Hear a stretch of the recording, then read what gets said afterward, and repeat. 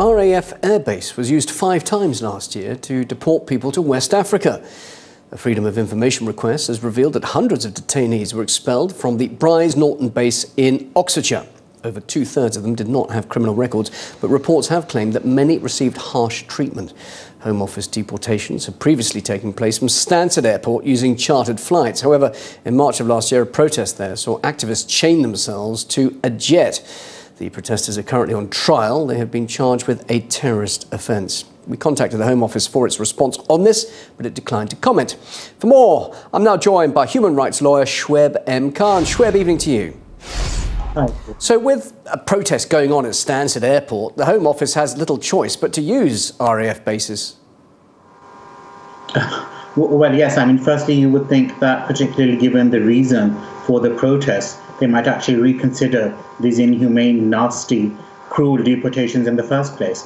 But secondly, even if they are going to, what's unacceptable about this is the fact that suddenly it seems under Theresa May, under this government, under the previous governments, that everything is there just to meet the targets of cutting down immigration. So it's just like our armed forces, the RAF, their bases, their facilities, any other public facilities and public services are all there only for this single purpose. And that's what makes it so unacceptable. What do you mean by nasty, inhumane deportations? Because these flights are going from military bases rather than civilian airports? Surely the planes are just the same, aren't they, in effect? The method of transport's just the same?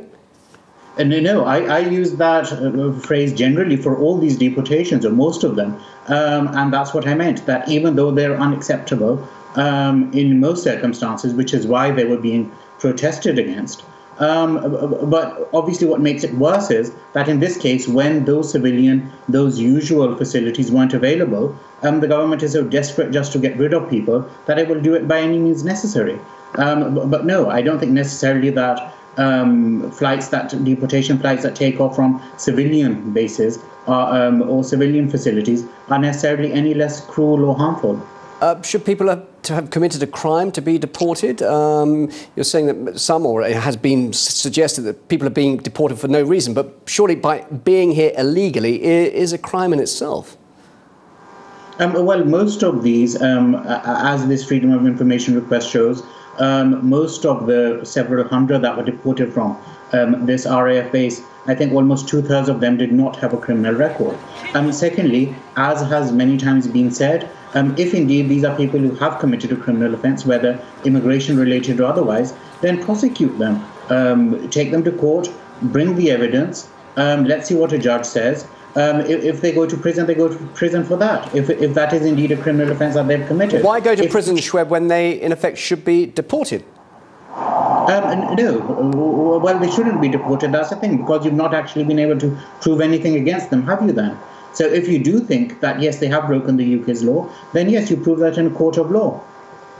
Tell us more about the sentiment that many call this a hostile environment for migrants, the way we treat immigrants. Obviously, you've talked about the way people are deported and the reasons why they're deported, but tell us more about this environment, this hostile, tough immigration environment we have at the moment in this country. Yes, so this is obviously just one part of the hostile environment, which is how and when and in what way we remove them from the UK when they need to be removed. But while they're here, even then they're treated in inhumane ways. For instance, and this is just one aspect of it, and obviously it's come to light now that, yes, the government was actually using military facilities in order to further their anti-immigration motives.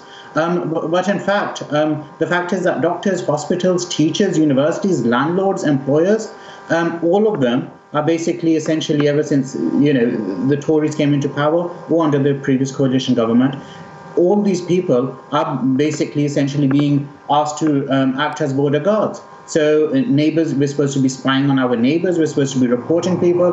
Recently, I think just a few weeks ago it was, we had reports of MPs who had actually been reporting their own constituents to the Home Office. And obviously all of that is just unacceptable. Just finally, Shweb, this Freedom of Information request, these revelations, and indeed this being talked about in the media now, will the Home Office change its policy on this? I doubt it. One thing to say generally is that this isn't actually the first time ever that military bases have been used for this. I mean, as far back as, for instance, 2005, under Labour government, Iraqi Kurds, failed asylum seekers, were deported from that same RAF airbase as well. So it's nothing new. What we have seen maybe ever since we had this new Home Secretary, or since Windrush, that yes, the Home Office, the Prime Minister, they are trying, or at least they're making some positive noises about the fact that they understand how callously, cruelly, inhumanely they've treated people, and they'll try to do better in future. But whether that happens or how long it takes, I think remains to be seen.